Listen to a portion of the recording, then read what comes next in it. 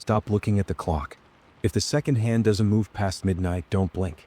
You've just entered the stopped second, and you aren't the only one trapped in here. I remember the heat of the room most of all. It was the kind of artificial, sweltering warmth only a New Year's Eve party can generate. A cocktail of cheap champagne, expensive perfume, and the desperate collective sweat of 100 people trying to outrun another year of failures. We were at Victor's penthouse, 30 floors above a city that looked like a carpet of fallen stars. The bass from the speakers wasn't just sound, it was a physical pulse, thumping against my ribs, a countdown in the form of rhythm. Everyone was laughing, their faces flushed with the temporary invincibility of the intoxicated. But I couldn't stop looking at the corner. Silas, an old man who had somehow bypassed the guest list, sat in a velvet wingback chair, nursing a drink that looked like liquid smoke. He wasn't celebrating. He was watching the grandfather clock that stood against the far wall, a monstrosity of dark mahogany and tarnished brass known in hushed, superstitious circles as the Spectral Clock. I'd heard the whispers, a legend about a new year where the calendar simply refuses to turn, a glitch in the cosmic machinery where midnight becomes a tomb. I thought it was a clever story to tell in the dark, a way to make the transition feel more significant. I didn't realize it was a warning. The countdown began. 10, 9, 8. The roar of the crowd was deafening. I looked at Mara, her eyes bright with the promise of the coming year, her hand reaching for mine. 7, 6. My heart hammered. I glanced at the clock. The pendulum, which had been swinging with a heavy, rhythmic thud, seemed to slow. 5, 4. The music died. Not the way a song ends, but the way a life ends, a sudden, sickening silence that swallowed the room. 3, 2. The people around me were frozen mid-cheer, their mouths open in jagged, silent screams of joy. 1. The word hung in the air, a physical weight. I waited for the cheer. I waited for the Happy New Year and the explosions of confetti. It didn't come. I looked at the grandfather clock. The second hand had reached the 12. It twitched. It groaned, a sound of grinding metal and breaking bone. And then it stayed. Midnight had arrived, but tomorrow had been canceled. The air in the room didn't just go cold, it turned stagnant, smelling of ancient dust and ozone. I looked at Mara. She was still smiling at me, but her eyes were beginning to turn a dull, porcelain white. The music didn't stop because the track ended. It stopped because the air itself became too heavy for sound to travel. I realized then that I was the only one still breathing. Or so I thought. From the velvet chair, Silas stood up, the only other moving thing in a world made of statues. "I told you, Victor," he whispered, his voice sounding like dry parchment. "The clock doesn't just measure time. It eats it. The silence of a stopped world is not peaceful. It is a scream that has run out of breath." Silas walked toward the clock, his boots making no sound on the hardwood floor. He didn't look at the frozen partygoers. He didn't look at Mara, whose skin was beginning to take on a translucent, waxen sheen. He looked only at the brass face of the spectral clock. "The origins are murky," Silas murmured, as if he were lecturing a ghost. "They say it was forged in 1924 by a clockmaker who lost his daughter on New Year's Eve. He didn't want the world to move on without her. He didn't want the sun to rise on a world where she was gone. So he built a trap." He turned to me, his pale eyes boring into mine. "Every few decades, the clock finds a house full of enough collective hope to feed its gears. It doesn't just stop time, Victor. It harvests the potential of the year that was supposed to be." I looked out the window. The city below was a still life of amber lights and frozen traffic. A firework was suspended in the sky above the harbor, a frozen explosion of red and gold that looked like a shattered crown. It didn't flicker. It didn't fade. It was a scar on the darkness. I thought of the eyewitness accounts I'd read in the archives, the bizarre disappearances of 1974, the missing midnight of 1949. Entire ballrooms found empty, the champagne still bubbling in the glasses, the people simply erased. We always dismissed them as mass hysteria or urban legends. It's easier to believe in a lie than in a reality that can discard you like a used page.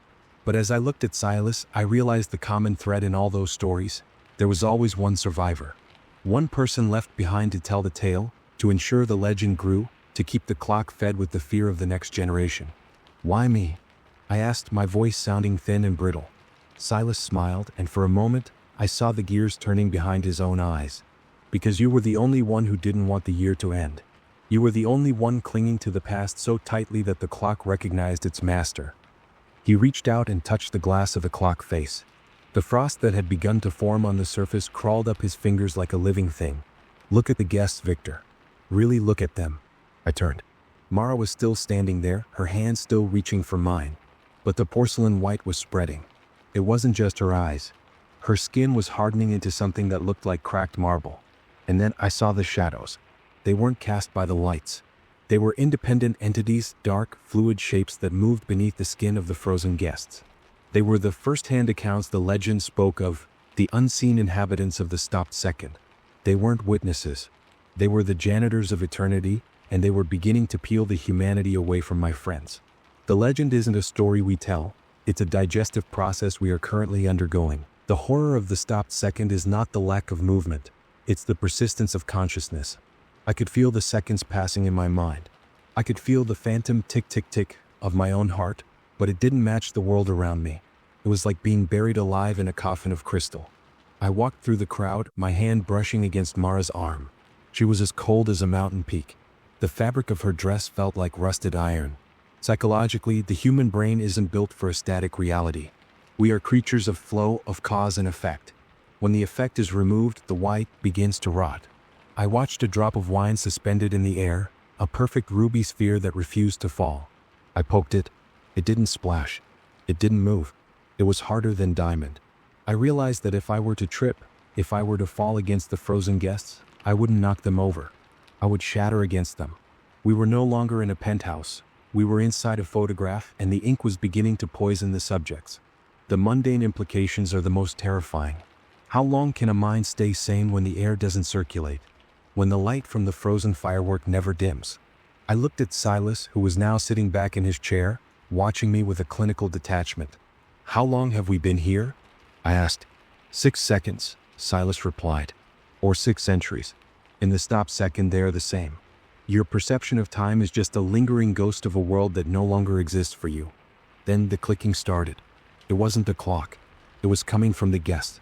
A slow, rhythmic snapping of bone as the dark shadows beneath their skin began to reshape them. They weren't just statues anymore. They were being repurposed. I watched as a man's arm elongated, his fingers stretching into needle-like shards of bone. His face, once jovial and red with wine, was being pulled back into a featureless mask of gray skin. "They are becoming the gears," Silas whispered.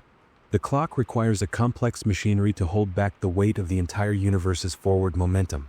It takes a lot of souls to stop a god." I realized with a jolt of pure, visceral terror that the spectral clock wasn't just a trap for us. It was a dam. And on the other side of that dam was the year 2026, a torrent of time that was currently hammering against the back of that mahogany case. If the clock were to fail, if the gears were to break, the sheer force of the unspent time would pulverize everything in its path. We aren't just prisoners. We are the reinforcement for a wall that is currently failing. "There has to be a logical explanation," I shouted, my voice cracking the stagnant air. "Mass hysteria. A gas leak. Some kind of infrasound triggering a dissociative episode. This can't be real." Silas didn't laugh. He just pointed to the window. "Look at the moon, Victor." I looked. The moon wasn't a white orb anymore. It was a jagged, fractured thing, like a mirror that had been struck by a hammer. The cracks were glowing with a pale, sickly violet light. "Liminal spaces," Silas said. "The places between then and now. New Year's Eve is the ultimate liminal space. Billions of people all focusing on a single point in time. That much collective focus creates a tension, a weakness in the fabric of the perceived world. The clock is just a needle that found the thread." I tried to rationalize it. I thought of the shared anxieties of humanity, the fear of aging, the fear of the unknown, the fear that the best days are behind us. Maybe the spectral clock was just a physical manifestation of that cultural dread. A mass hallucination so powerful it had rewritten the laws of physics. But then I felt the vibration in my own teeth. It was a low-frequency hum, the sound of reality being stretched to its breaking point. The unfinished people, the shadows that had taken over the guests, were now fully formed. They were spindly, multi-jointed things that moved with a sickening, stop-motion fluidity. They were ignoring me for now, focused on the clock. They were polishing the brass, oiling the gears with a dark, viscous fluid that smelled like copper and old blood. "Are they ghosts?" I asked, my skepticism finally dying a cold, hard death. "No," Silas said. "They are the version of us that makes it to the next second. They are the survivors of the transition. You see, Victor, no one actually moves from one year to the next. We are all replaced at midnight. Usually the process is so fast we don't notice the swap. But the clock has paused the transition. You are looking at the new you before it has been fitted into your skin. I looked at the shadow that was currently standing over Mara. It was holding a piece of her porcelain skin, trying to fit it over its own dark, pulsating frame. It was a grotesque mockery of a tailor. I realized then that the spectral chimes weren't a signal for the end of the year. They were a dinner bell. The myth isn't about time stopping. It's about the thing that replaces us finally getting caught in the light. The final chime didn't come from the clock. It came from my own chest. I felt a sharp, agonizing pull behind my sternum. The stopped second was ending, but not because time was moving forward. It was ending because the clock was full. The gears had been lubricated, the shadows had been fed, and the machinery was ready to reset. What happens to me? I asked Silas. He was beginning to fade, his form turning into a mist of gray dust. You are the survivor, Victor, he said, his voice a distant echo. Every loop needs a witness. Every legend needs a mouth.